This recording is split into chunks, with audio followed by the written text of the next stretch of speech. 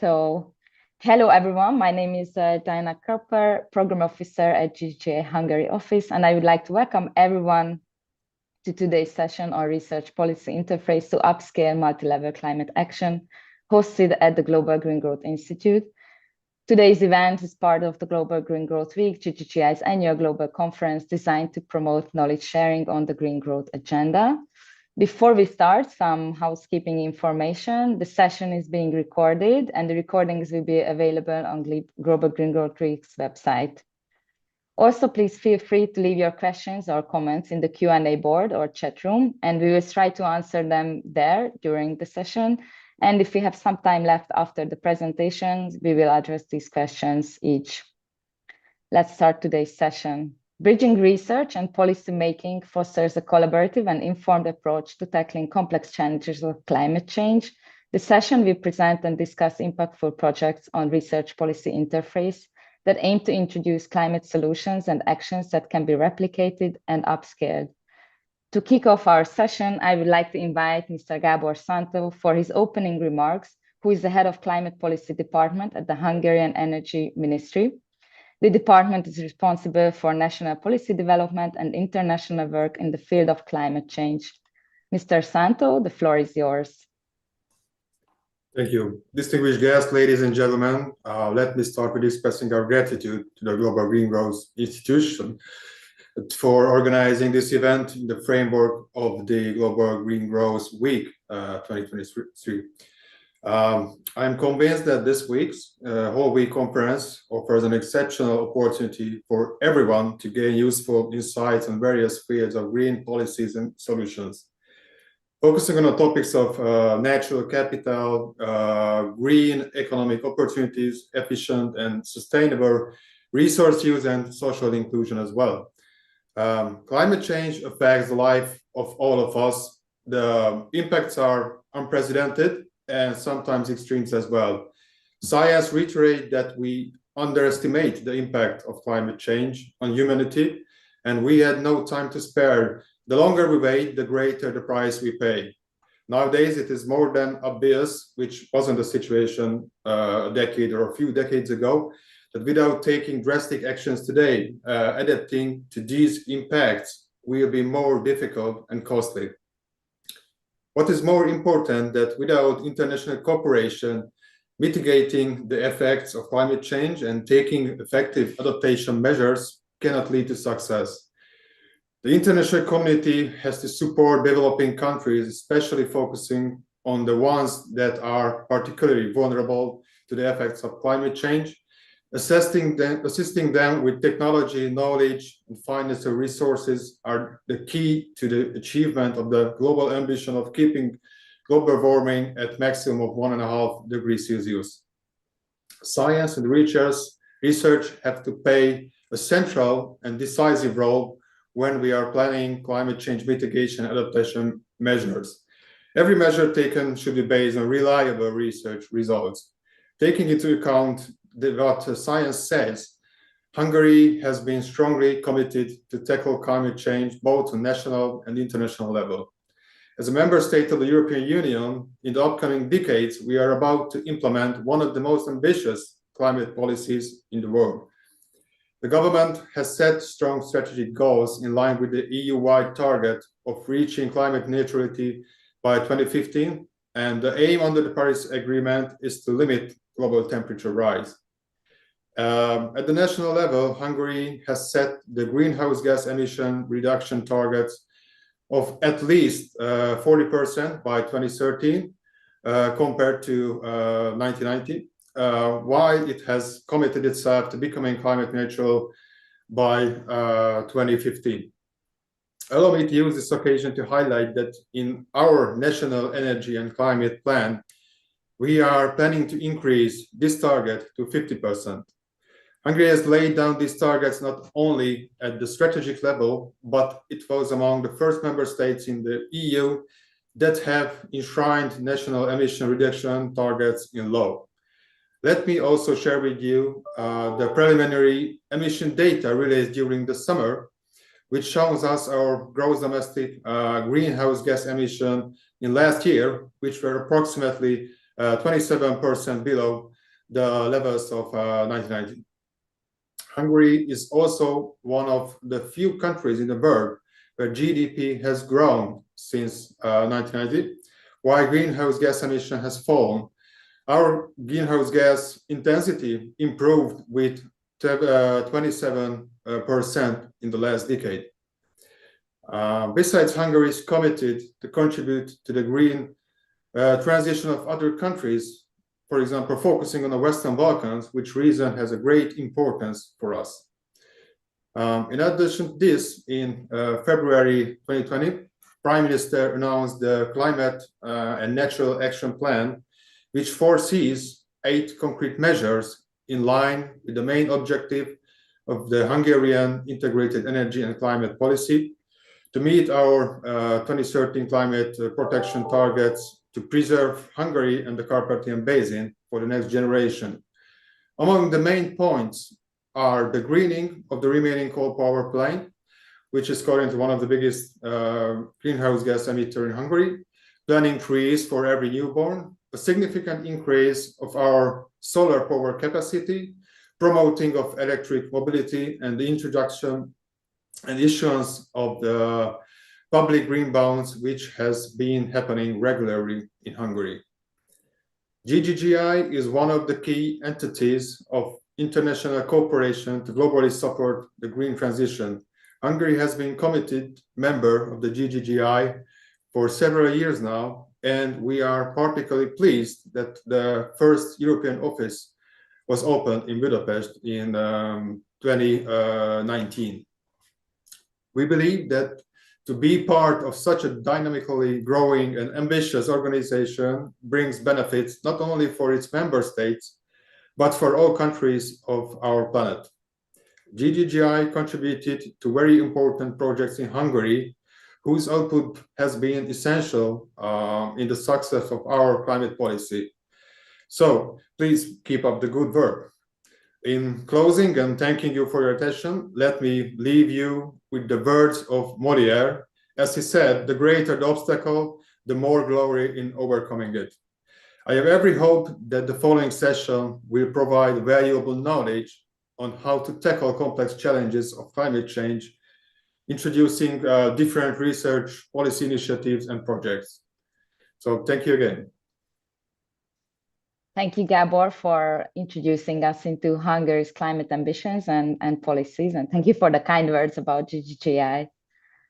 Our first presenter will be Ms. Katerina Papapostoulou, who will present Energate project to us. Ms. Papapostoulou is a senior research associate and project manager at the Energy Policy Unit of the Decision Support Laboratory at the National Technical University of Athens. She has several years of experience and involvement in research and consultancy projects, both in the European and national levels, in the fields of energy efficiency, renewables, and sustainable development. The National Technical University of Athens is our key partner in the Energate project. The screen is yours, Ms. Papapostoulou. Hello, everyone. Good morning and good evening. What is applicable to you? Thank you for inviting me into the Energate project in this event. As Diana said, we are in close collaboration with GGGI in the Energate project, and we're very happy for this. So let me share my screen. Okay.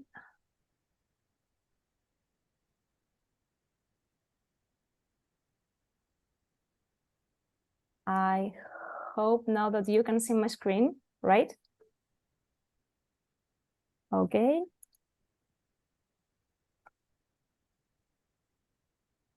As I already said, I'm going to present you the project that National Technical University of Athens and me personally are coordinating, the Energate project that aims to facilitate the creation of an energy efficiency marketplace. So some background notes that you all know that set the problem is that, as you know, energy efficiency is one of the main priorities of the European Union's energy and climate policy. but building renovation needs to be upscaled in order to reach the target. There are many funding schemes that have been created for supporting energy efficiency renovations, but still there are many barriers to be tackled. So we have identified within our project that there's a need for a platform that could bring together on the one hand energy services and on the other hand sustainable financing in order to accelerate these renovation rates and promote the energy efficiency investments in buildings. Now, who we are? We're the Energate project that is in a sense a smart energy marketplace for sustainable investments.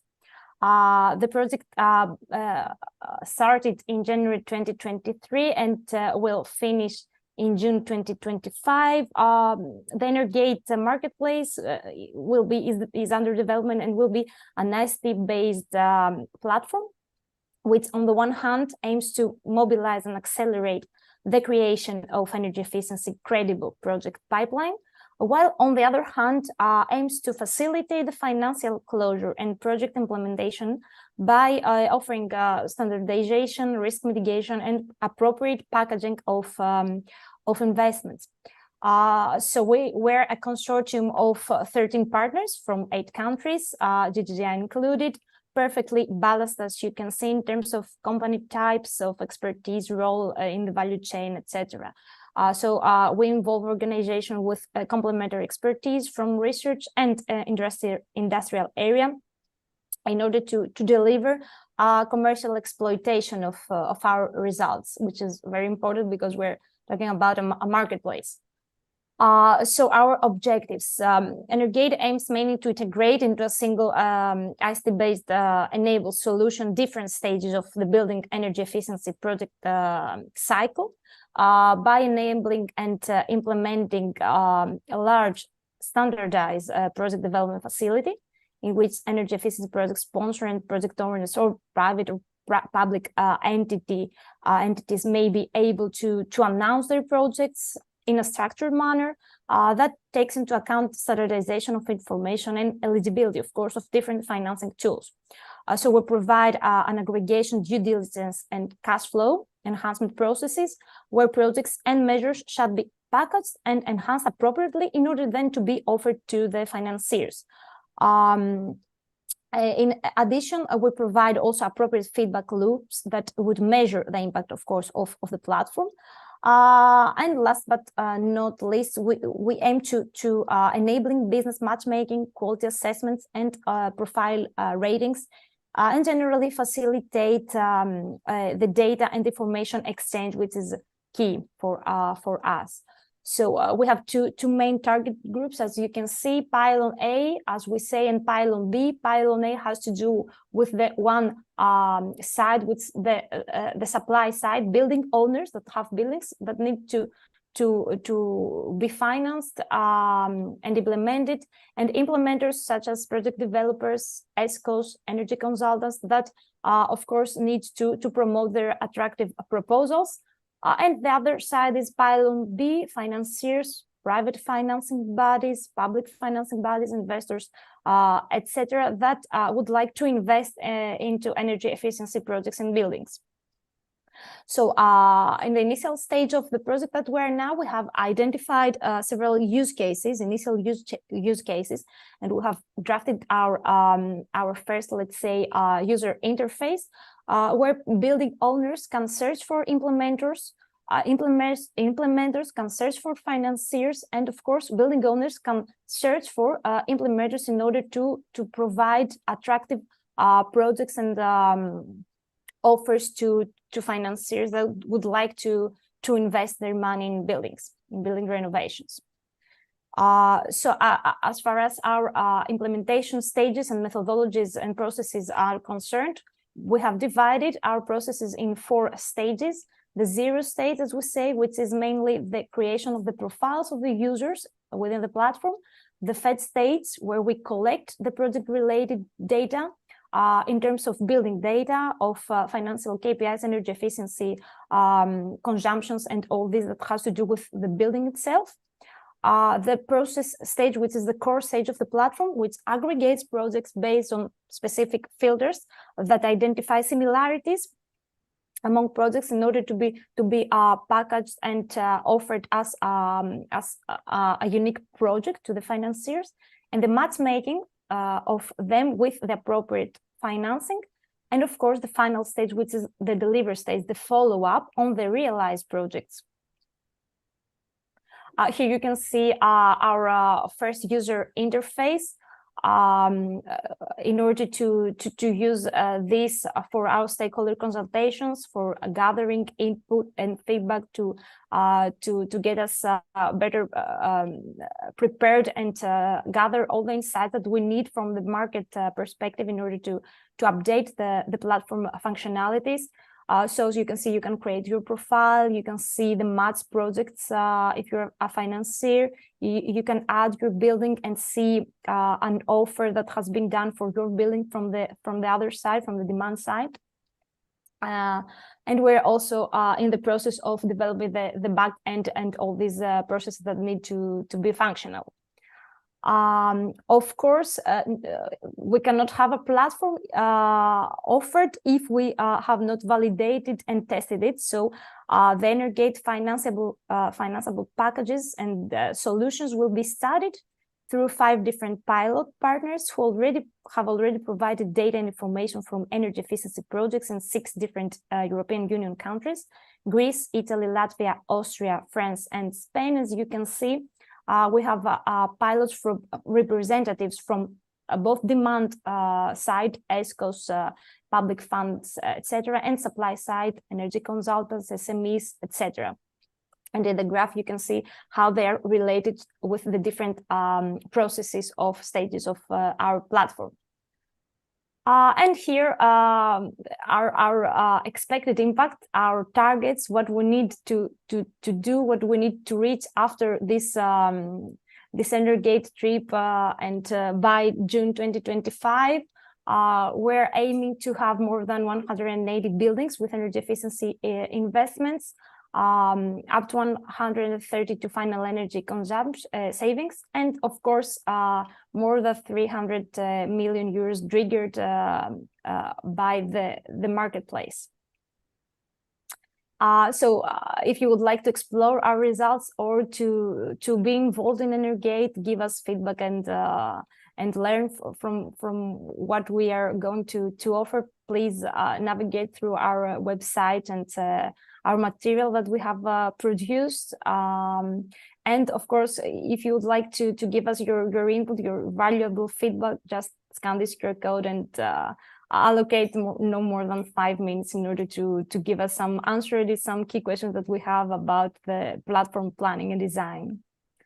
So here's again the QR code. Thank you very much. I tried to be as brief as possible. Thank you, Katerina, so much for your presentation about Energate. Thank you. So. Next, Mr. Lorenzo Celleri will give a presentation about another EU-funded project GGGI is involved in, focusing on urban sustainability. Mr. Celleri is the Director of Chair of the Urban Resilience Research Network and an Associate Professor at Universitat Internacional de Catalunya, where he's also the Director of the International Master in City Resilience Design and Management. His research and consulting activities address urban resilience with an emphasis on decentralized and people-centered approaches, linking sustainability, spatial justice, and resilience. Mr. Celleri is leading the updating part of the UP 2030 project, looking into city needs and barriers. So let's hear more about the UP 2030 project. Here I am, Diana. Thanks for the opportunity of presenting this project. It's not as sharp as the previous one, but it's actually a big, messy one. And here you have, if you can see my screen, some basic data. So this is a project bringing together almost 50 partners. So huge consortium and 11 million euro funding from EU, linked to the, of course, linked to the mission carbon neutral cities and smart cities, and dealing with the planning and design. And this is why it's quite challenging, but its key characteristic is actually try to translate research into policies, planning, and also design guidelines Let me show you briefly how we thought we could do that, and then I will briefly show you how we're actually do it and the challenge in facing such a big consortium. So we're working directly with 11 cities, 8 European big cities, as you can see, Milan, Rotterdam, Zagreb, Thessaloniki, 2 cities from associate countries, Istanbul, Belfast, and 1 city from Latin America. So as you can see, a wide diversity of cities through which we're trying to propose new models and tools for implement these new models of urban planning and design. So of course, we have multiple objectives, but among these multiple objectives, the key ones are of course engaging the citizen, the stakeholders. So one of those is participatory planning, of course, so it's how we work. We need to develop with the city and in a participatory way some roadmaps and implementation strategy for the solutions we provide. The focus is, of course, on small scale prototyping and studying mechanisms for upscaling. And of course, we're sharing lessons, etc., etc. But what I think is key of these projects, and here I'm open to debate questions about our perception. So we have different, of course, labels for cities, different models of cities, different missions. And within this slogan and program about supporting the resilience building, the carbon neutral solutions, the justice, all these different agendas is really, really difficult to find best practice and mainstream understanding about how to bring these 3 dimensions together in city planning. So we see many, more than a decade of many evidences of potential maladaptations, bad practices, trade-offs among risk, climate gentrification happening, and the same for carbon neutral sustainability, a lot of greenwashing, a lot of displacements related to the big greening intervention in cities, a strong call for justice, even in Europe, within the Green Deal, a huge call for please align through the justice lens all our adaptation and mitigation strategies. So this is our main challenge. Try to work acting or finding the tools that can act as a filter for the policies, for the projects, and try to build some consistent roadmap for implementing just and resilient carbon neutral solutions. Well, we have a core principles, pack of principles that we're still developing. The project I'm presenting is quite new. It's still in our first year, so we're in the phase of course, analyzing the cities and building a strong framework linked with a benchmarking system about how in different stages this benchmarking against of the state of the art is orientating goals, then is filtering the potential action and adaptive pathways, and then the project will develop tools to actually support the prototyping and upscaling. And let me expand a bit on that. So how we work, and this is probably the key point of the projects would make it a bit different from many other European projects I've seen. Instead of just doing some research and development specific and having many working packages, we've tried to align the whole European project to a planning cycle, meaning that the project along the 3 years is starting many partners, everybody starting to just understand which are the needs in the city of update. What I mean by that, which are in every city the needs of updating the skills, updating planning codes, updating, the behaviors and understanding respect to how to how to lead urban transformations. And then we move forward, and based on these updating needs that we perceived, and we get through workshops, we try to provide a first capacity building, learning schemes, and let's say a tutorship program to upskilling the practitioners, the stakeholders, aligning knowledge. And this is really key when you want to align justice and carbon neutrality and resilience, right? So engineering speaking, the engagement and redistributional justice policy of some political scientists. So this is a really needed, much needed work to do within the cities, the upskilling.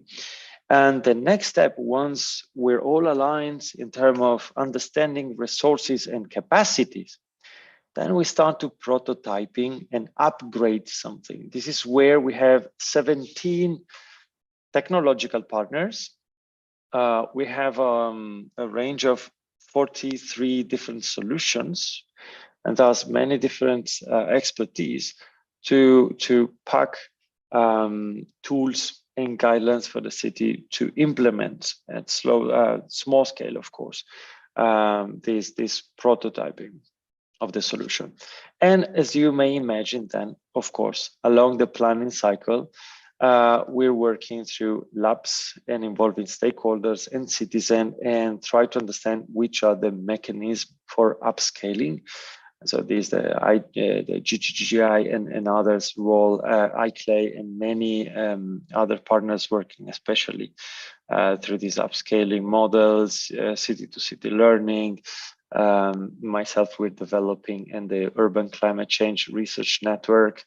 The European Hub is in charge of developing guidelines, courses, training for not only upscaling a specific solution from the district to the city scale, but also widening the scope and the outreach of what we tested in our city.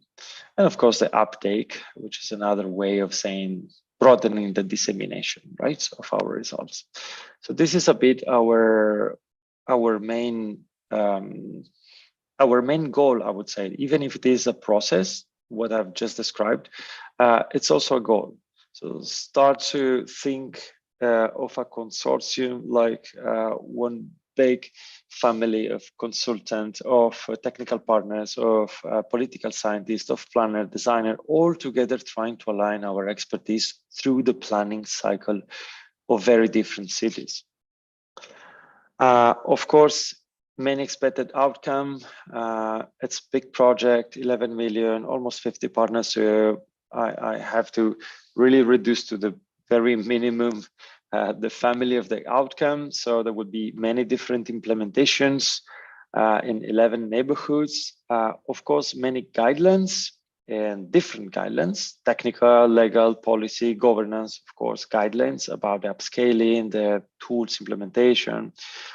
And another family of solutions, also really key, I would say, is setting up training programs and a service platform where you can find either the solutions and the courses, online courses, a variety of online courses addressing the technical aspects about how to use specific tools, but also courses about how to set up a workshop, a consultancy, this consultancy-like process in cities and replicate. And so this is how we think that within this project, we can a bit try at least to bridge all the scientific knowledge and technical knowledge into actionable adaptive pathway that the cities can understand, learn how to frame and try to implement. And this is it in a nutshell. I didn't want to expand too much because the project is very complex, many partners, many perspectives, but I think that the key message here was this mission of working through the adaptive and planning cycles and aligned our expertise to the design and planning challenging of aligning these very different sometimes dimension of adaptation, mitigation, and justice. Available for question or any further detail, even without a QR code. I really liked your Katerina. But yeah, I'm available here at this mail. Thank you, Diana. Thank you, Lorenzo, so much for introducing us into UP 2030 project. To stay along the lines of urban sustainability, I would like to invite now Niklas Effenberger to give his presentation in the topic of replicability of smart city solutions.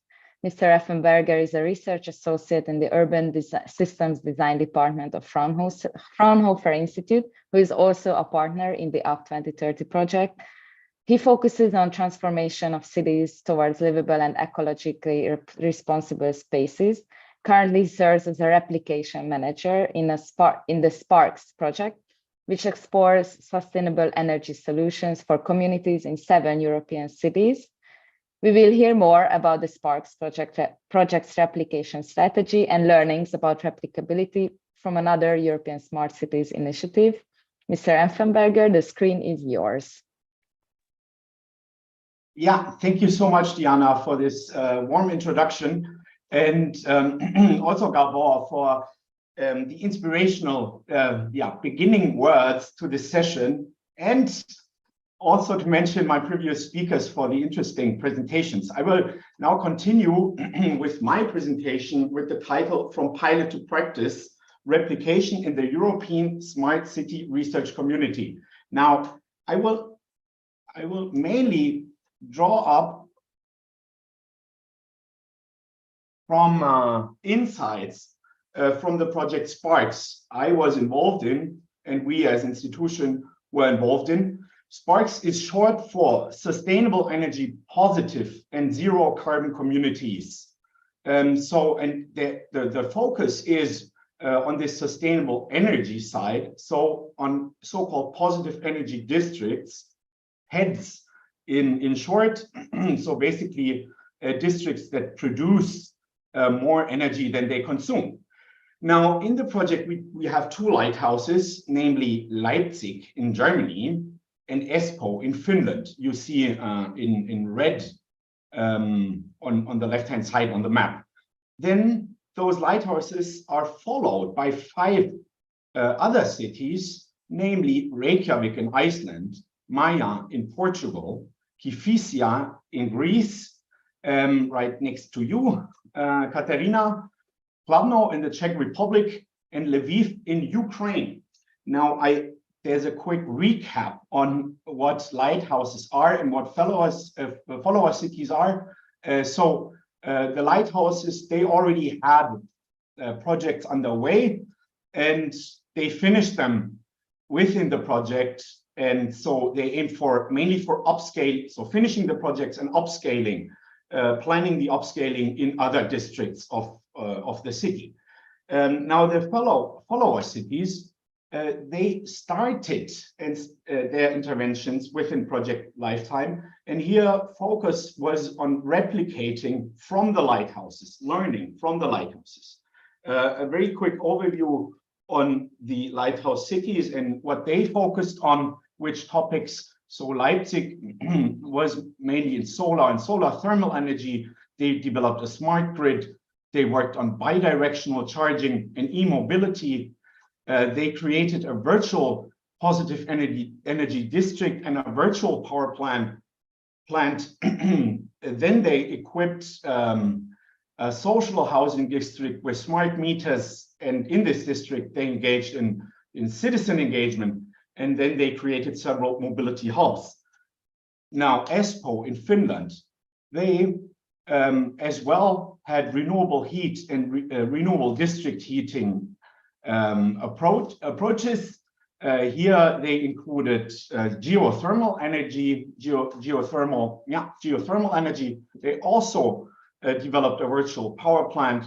They implemented Europe's largest battery storage and worked also on e-mobility, developed smart planning approaches, and also mobility hubs. So this is a brief overview of really the numerous activities happening in the lighthouses. Now, we come to the follower cities. And as I said, focus here was on replication, so learning from the lighthouses and developing own projects. And everything I will present to you on this slide was developed within the project from, so to say, from A to Z. So starting from the idea now basically being in market consultation and bringing projects on the ground. We start with Kladno in Czech Republic. They worked on solar energy on public buildings, on e-mobility and charging. Maya in Portugal, they had building integrated PV and developed a demonstrator in and on the facade of their city hall. Then they developed a data platform to connect all energy related activities within their city. Now, Reykjavik, they worked on a new mobility hub in the city center and on a green housing project. Kifisia in Greece, they are underway developing an energy community and censoring, equipping their city with smart city sensors and a bike sharing platform.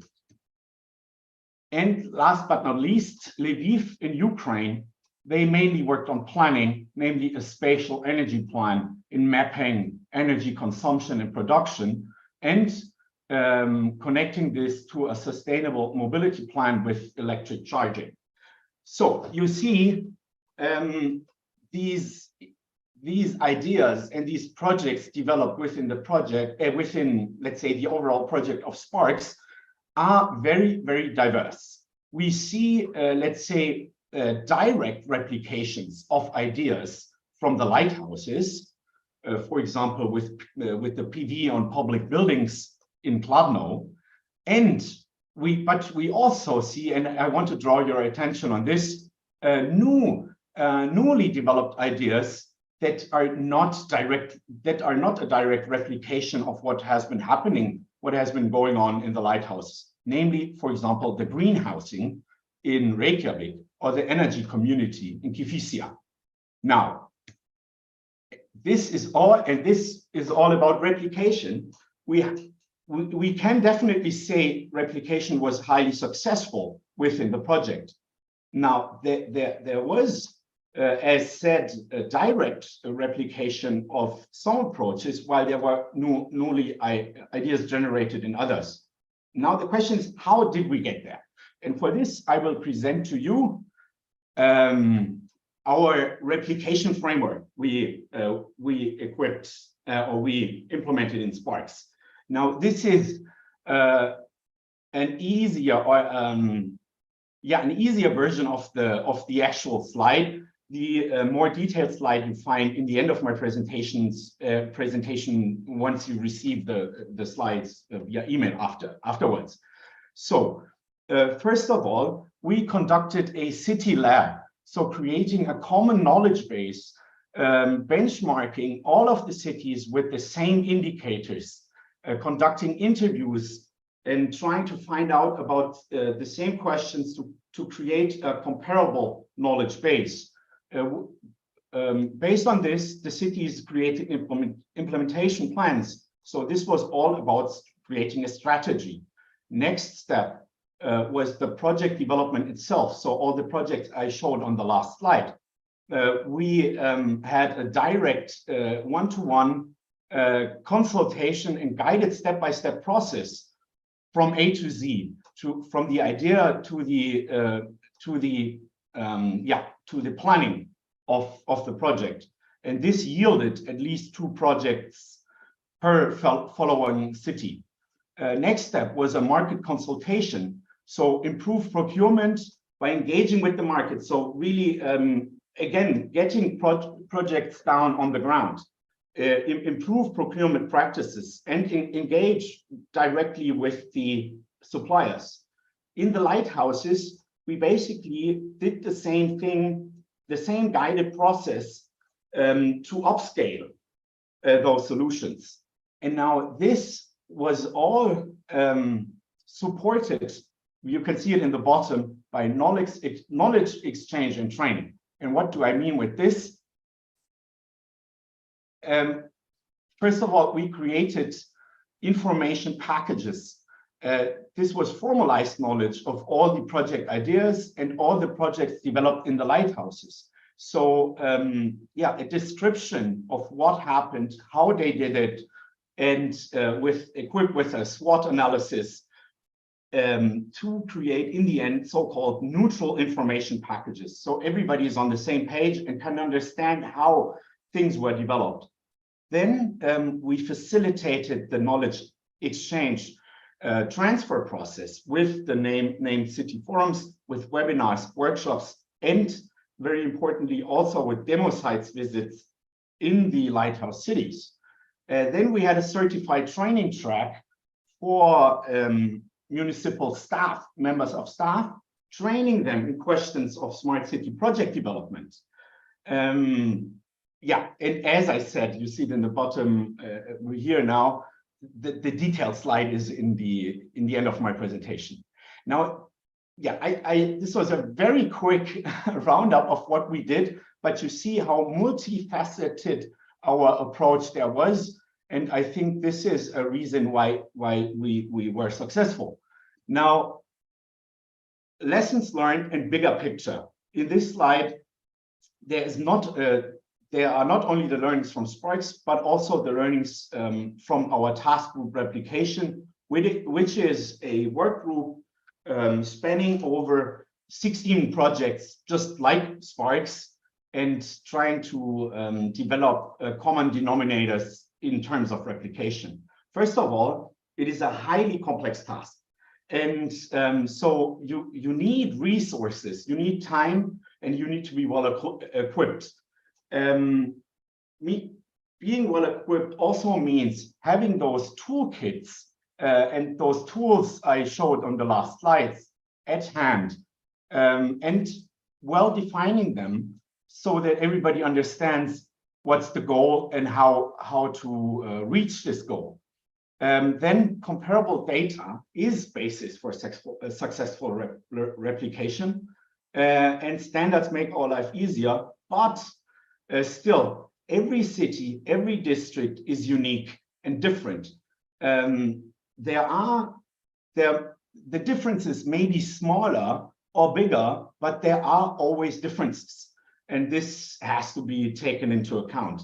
Then process over outcome. I think this relates very much to what you, Lorenzo, talked about in Up 2030.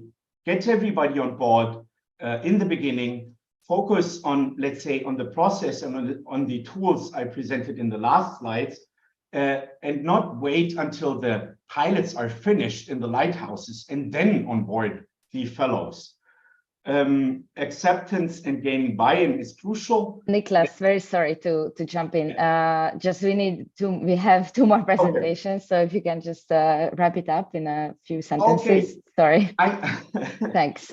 Yeah, I'm terribly sorry to take too much time. As you see, this is a highly complex topic. I will close with the note in red. Replication remains the holy grail. We need to further conceptualize and work on it and try finding out how to bring these learnings from project to other projects to other cities.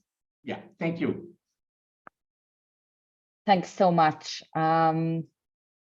Coming up next, Dr. Attila Búzási. He's an associate professor and head of department at the Department of Environmental Economics and Sustainability at Budapest University of Technology and Economics.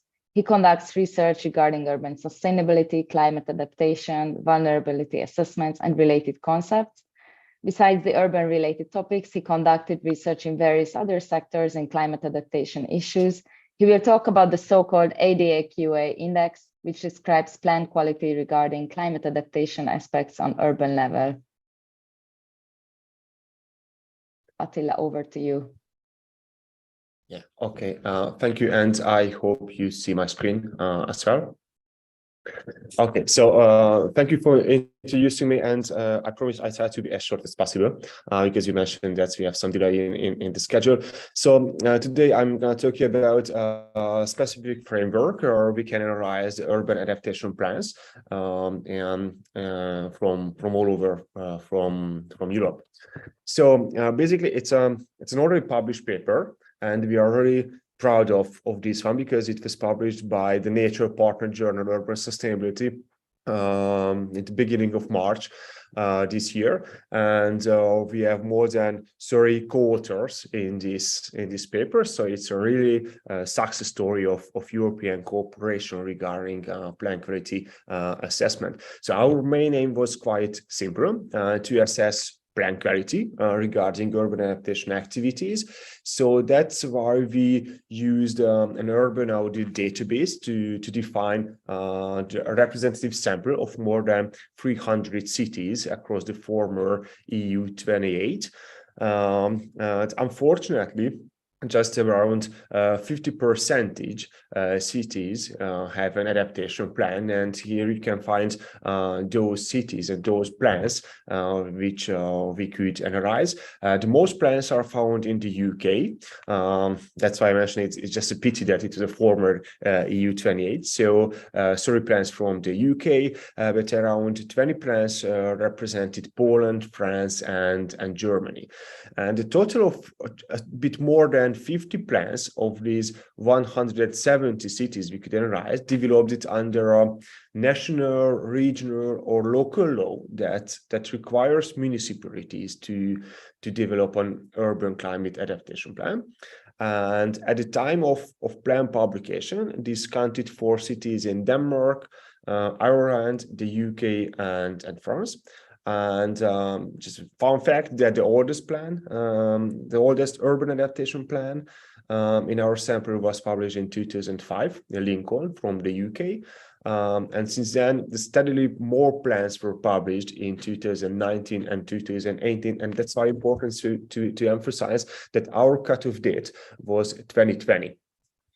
So basically, we could analyze more around 170 cities.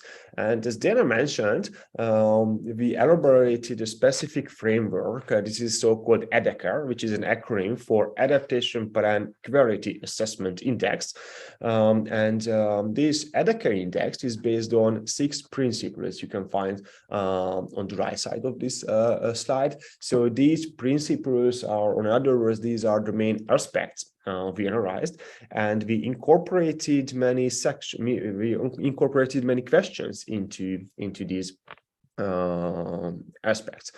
So the fact-based impact, risk, and vulnerabilities includes 5 questions regarding the general and specific impacts addressed by a plan, or what vulnerable sectors and what vulnerable social groups was distinguished by a given plan. The goals principles have 2 questions regarding the concreteness of adaptation goals, or whether there are quantitative adaptation goals or not. The measures section reflects to the vulnerable sectors such as agriculture or industry or buildings or something like that, with certain questions. The implementation phase refers to the prioritization of implemented actions, who was responsible for implementing given action, what timeline and what budget. And the monitoring and the participation principles are dealing with almost the same issues, but from another perspective, use the PDCA cycle. And we developed 3 different interpretation of this ADACA index. The ADACA 1 is allocating 1 point per response option. It means that it represents depth and detailedness of a given plan. So this framework prioritizes those plans which can distinguish a lot of goals or a lot of vulnerable sectors in the measures. And of course, it doesn't mean that these plans are the most effective. So that's why we a bit modified it to the ADACA 2 index, which allocates allocating 1 point per question. But unfortunately, this logic is not too suitable for effectively analyze the plans. So that's why we used our third option is EDECA free, which is using heuristics and expert judgments. And the scores within each principle are allocating according to relevance and representation of the topics. And one of the central characteristics of the EDECA-3 is its focus on consistency between identified climate risks and measures. And so we identified 5 consistency categories.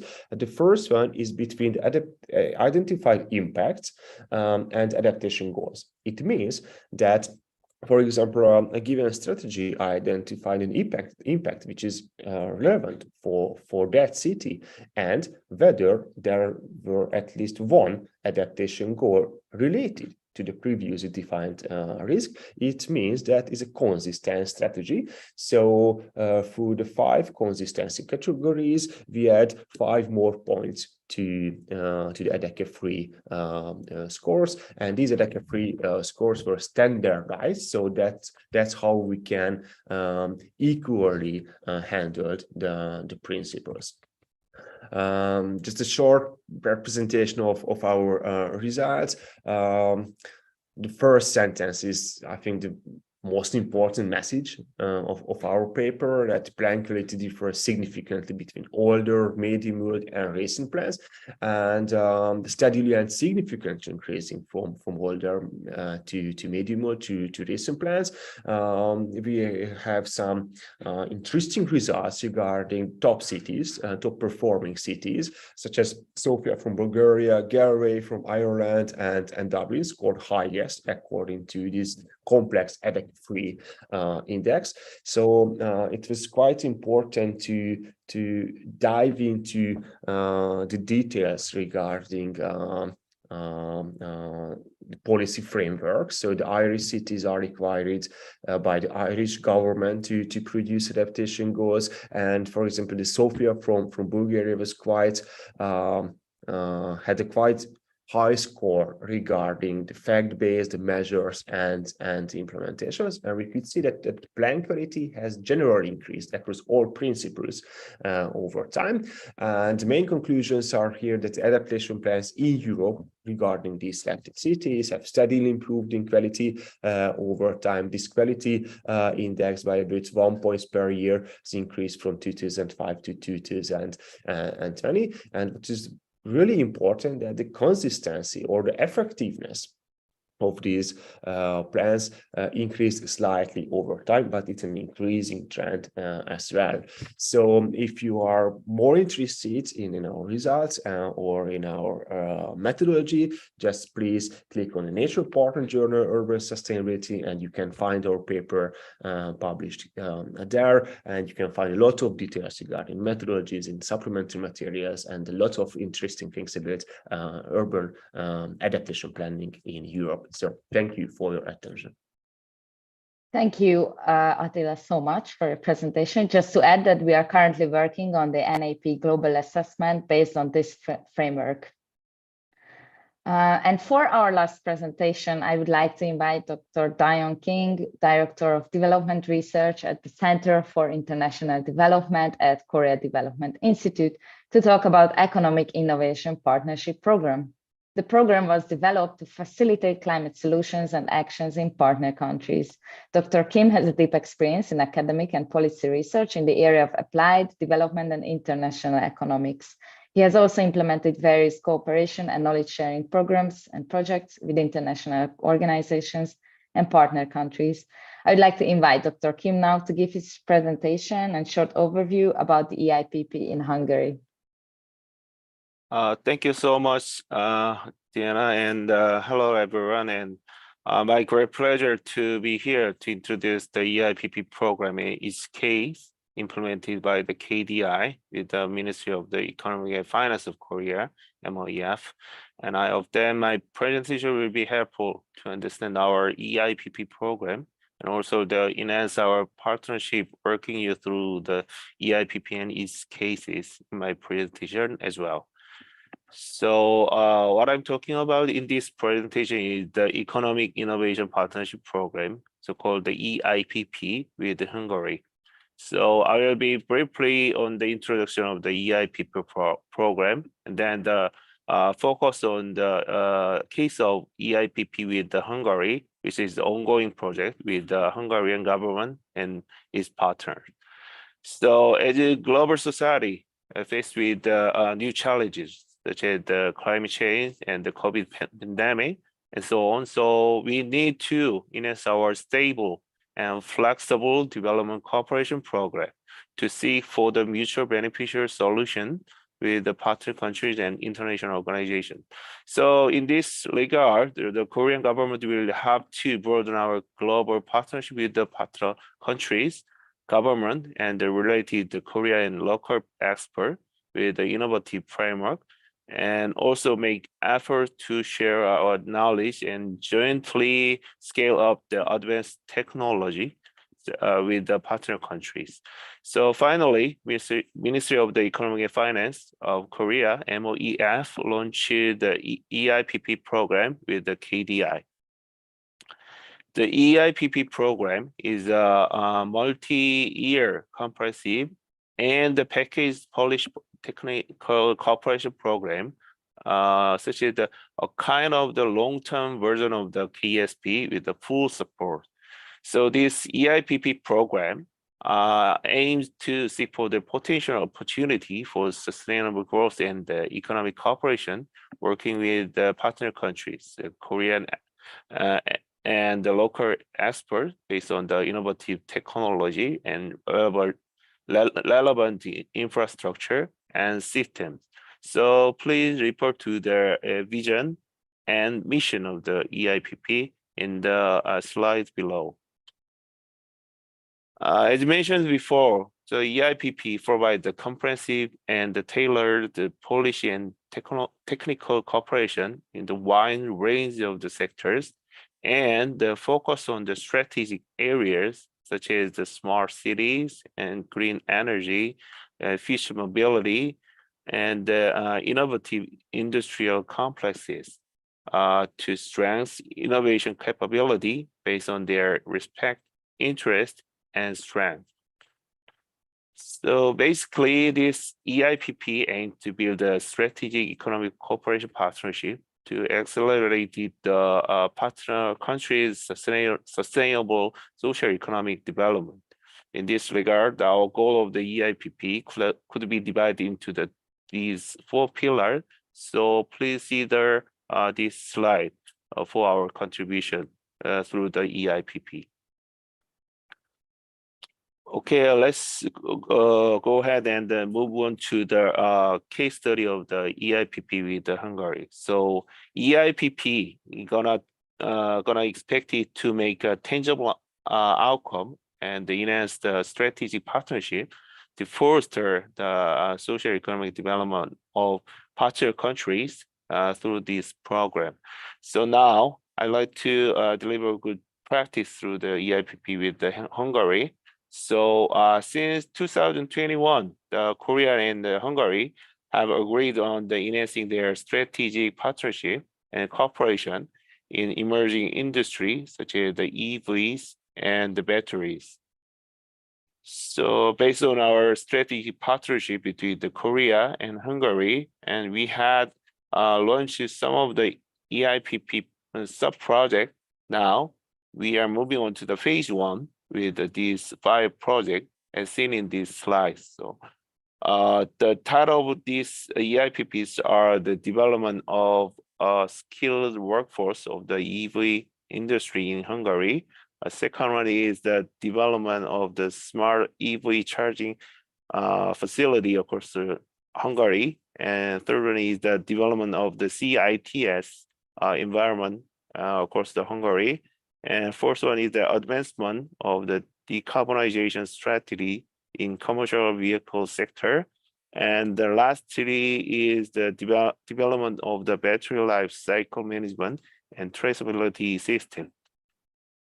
Throughout this EIPP with Hungary, we're gonna collaborate with the Expertise Institute and experts from Korea and Hungary, including the KZU, SKKU, ITS, TS, especially including the GGGI, the HOMDA, KTI from Hungary, and so on. So after our seminar, if possible, you will have a chance to connect it to the EIPP website, www.eipp.or.kr/ENG. I really hope that we will see the tangible outcome of this EIPP in the near future, and an ongoing EIPP with the Hungary will be the become one of the good example moving forward. Our goal of the EIPP are shown in this slide. So what I focus on this slide is that we can find the key factors to settle down and induce some of the achievements through the EIPP. To do so, first, we will have concretized the vibrant platform for proactive collaboration. And second, that we will need to involve in our EIPP with extremely specialized public-private entity and also the international organizations.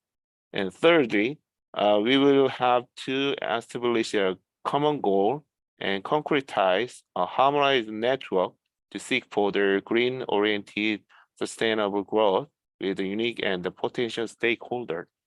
So this is my end of my presentation. Thank you for your attention. So finally, I hope that throughout EIPP program, we will be broaden our knowledge network and vibrant platform with the various stakeholders, especially including the GGI and the various institutes from the speakers, and also enhance our strategic partnership as well. Thank you so much.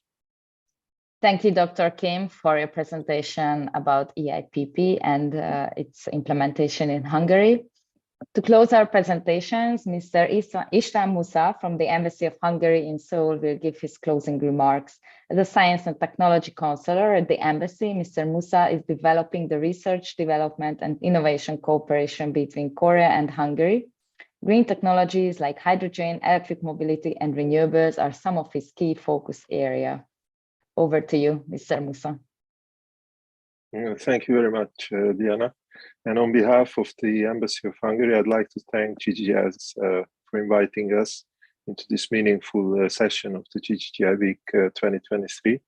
And I'd also like to express my gratitude for GGGI and particularly the Hungarian organization of GGGI for organizing this session. And last but not least, certainly a big thank you for all the presenters for the preparation and presentation. At the beginning, in the opening remarks, we heard a quote which says, "The greater the obstacle is, the higher the glory overcoming it." So I keep saying that if the task would be easy, it wouldn't be us who would deal with it. So I think this is yourself who are dealing with this very big obstacle in your daily work. My second thought is that usually there needs to be a good balance between analysis, planning, designing, and execution and implementation. And I think in this series of presentation, we heard a handful from both of them. So I really like that you were speaking not only about ideas and plans, but also execution and repeatable successes in particular in the cities. And last, but my final comment is that mostly we heard European, almost all European countries were involved in the presentation, which our presenters were speaking about. It was good to hear. And it was nicely balanced with the Korean headquarters GGGI and the think tank KDI's presentation. So I would like just to mention these comments, and the floor is yours, or the screen is yours back, Diana. Thank you for all. Thank you so much for your closing thoughts, and thank you everyone for your insightful presentations. Unfortunately, we do not have time for Q&A. We focused on policy and research and not as much as on time management this time. But if anyone has any unanswered questions, you can reach us all on our LinkedIn site, and GGI Hungary is also on LinkedIn. So please feel free to reach out to all of us or any of us if you have any questions. On behalf of GGI, I would like to thank again our presenters and speakers for allocating their time and efforts for today's sessions. We very much appreciate your contribution to our event. So thank you, everyone. Bye, and have a nice day and weekend. Thank you very much. Goodbye. Bye. Thank you. Thank you so much. See you soon. Bye bye. Bye bye.